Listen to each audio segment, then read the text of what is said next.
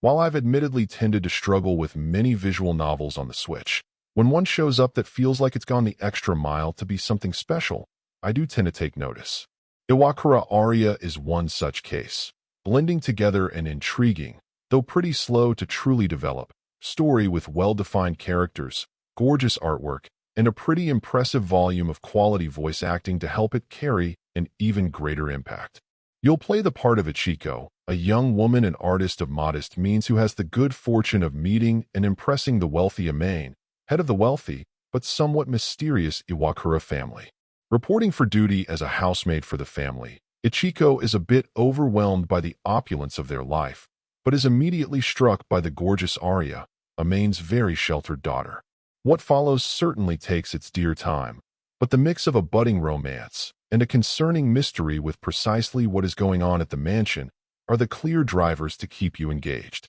As usual, I'd say that knowing anything else would risk ruining the fun in discovering some of those secrets for yourself, but as stories go, I'd say this is more interesting than the average ones I've encountered on the system. In terms of how the game earns its keep better than the average visual novel, the main difference is in terms of the quality of the presentation. Too many of them tend to feel like they have a catalog of a few backdrops and pieces of character art that they lay down repeatedly, but that's it. In this case, not only do you have the well-crafted character art and environments, but also quite a lot of gorgeous art drawn by Ichiko, or sometimes depicting specific scenes. Throw in the amount of voice acting that is used and its general quality, and the game really goes the extra mile. While I wouldn't say you have an abundant number of choices to make, the ones you do carry consequences and will lead to different endings.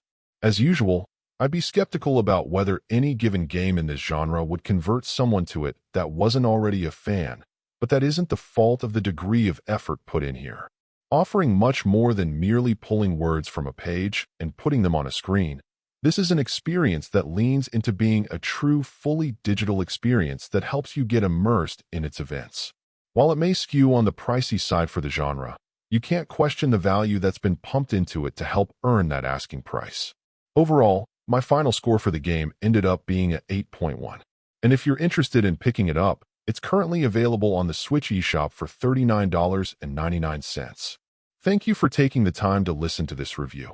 And if you'd like more information or ideas of indie games worth checking out on the Switch or the Switch 2, be sure to click on the link provided in the description. Until next time,